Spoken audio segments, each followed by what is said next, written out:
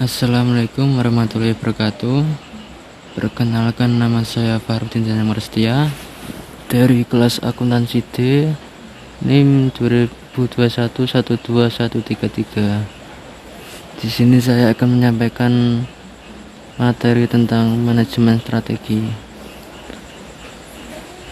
Pertama, yang harus kita ketahui adalah pengertian dari manajemen strategi tersebut. Manajemen strategi adalah apa yang dilakukan para manajer untuk mengembangkan strategi organisasi. Strategi sendiri adalah rencana tentang bagaimana organisasi akan melakukan apapun yang harus dilakukan dalam bisnis, bagaimana organisasi tersebut akan menang bersaing, dan bagaimana organisasi akan menarik serta memuaskan para pelanggannya untuk mencapai tujuan. Ada 3 alasan manajemen strategi dianggap penting. Pertama, yaitu membedakan seberapa baik kinerja organisasi. Kedua, hal itu penting untuk membantu manajer menghadapi situasi yang terus berubah. Dan terakhir, ketiga, manajemen strategi membantu mengordinasikan dan memfokuskan upaya karyawan yang pada apa yang penting. Selanjutnya, yang harus kita ketahui adalah proses manajemen strategik. Ada 6 langkah proses manajemen strategik. Yang pertama adalah identifikasi misi tujuan strategi saat ini. Yang kedua, pelaksanaan analisis eksternal. Yang ketiga, pelaksanaan analisis internal. Keempat, pemformulasian strategi. Kelima, pengimplementasian strategi. Keenam, pengevaluasian strategi. Adapun langkah kedua dan ketiga secara kolektif dikenal sebagai analisis SWOT. SWOT sendiri ada 4, yaitu kekuatan, kelemahan, peluang, dan ancaman. Kekuatan adalah semua aktivitas yang dilakukan dengan baik oleh organisasi atau sumber daya unik yang dimilikinya.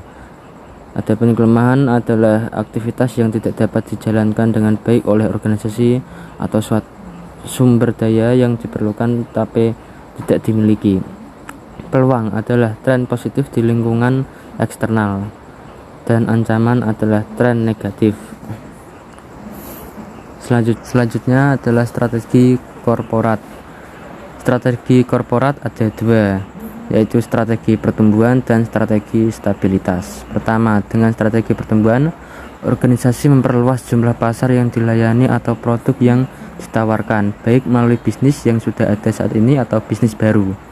Jenis strategi pertumbuhan meliputi konsentrasi, integrasi vertikal atau backward and forward, integrasi horizontal, dan diversifikasi atau yang berhubungan dan tidak berhubungan.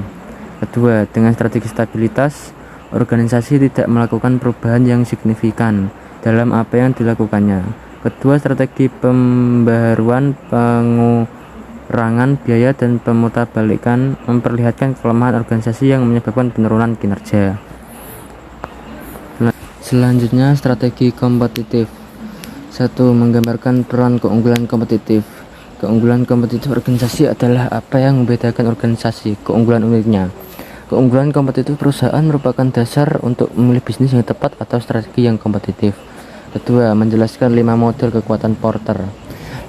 5 model kekuatan Porter menilai 5 kekuatan kompetitif yang mendikte peraturan persaingan dalam waktu industri: ancaman pendatang baru, ancaman produk pengganti, daya tawar pembeli, daya tawar pemasok, dan rivalitas saat ini. Dan untuk yang ketiga, menggambarkan 3 strategi kompetitif Porter. 3 strategi kompetitif Porter adalah kepemimpinan biaya, bersaing atas dasar memiliki biaya terendah dalam industri. 2. Diferensiasi, bersaing atas dasar memiliki produk yang unik yang dimiliki secara luas oleh pelanggan. Dan fokus, bersaing dalam segmen yang sempit baik dengan keunggulan biaya maupun keunggulan diferensiasi. Selanjutnya, masalah manajemen strategi saat ini yang dihadapi oleh manajemen strategi.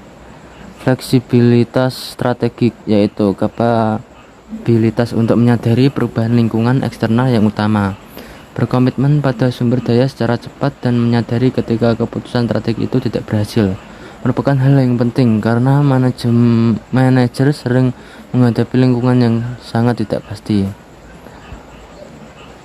Yang terakhir, isu-isu manajemen. Isu-isu manajemen terdiri dari satu, keunggulannya yaitu manajer mampu menganalisis kekuatan, kelemahan, peluang, dan ancaman dari sebuah organisasi tersebut. Kedua, setuju bagi organisasi nirlaba melaksanakan apa itu konsep keunggulan kompetitif sama pentingnya dengan organisasi yang bertujuan mencari laba. Ketiga, perkembangan etika dalam analisis atas lingkungan internal dan eksternal organisasi harus dimasukkan karena etika dalam organisasi memunculkan hubungan antar organisasi dengan pihak eksternal dan internal. Keempat, internet dapat membantu manajer dengan cara menjual barang-barang secara online. Dan yang terakhir, misi PepsiCo adalah menjadi perusahaan produk konsumen terkemuka di dunia yang berfokus pada makanan dan minuman siap saji. PepsiCo mengejar misinya dengan strategi korporasi yang menempatkan pada bisnis yang berbeda. Sekian dari saya. Jika ada kesalahan saya mohon maaf. Wassalamualaikum.